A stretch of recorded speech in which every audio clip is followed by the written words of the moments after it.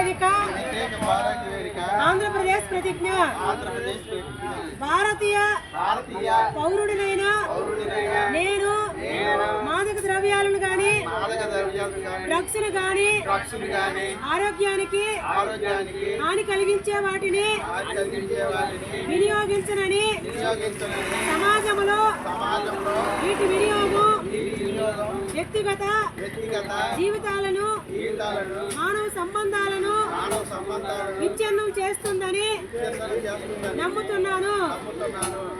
వీటిని అరికట్టడానికి అన్ని విధాల సహాయ సహకారాలను అందజేస్తాను.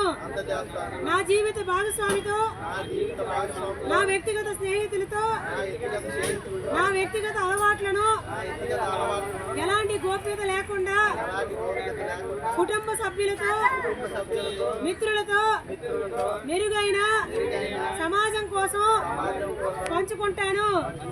అంతేకాక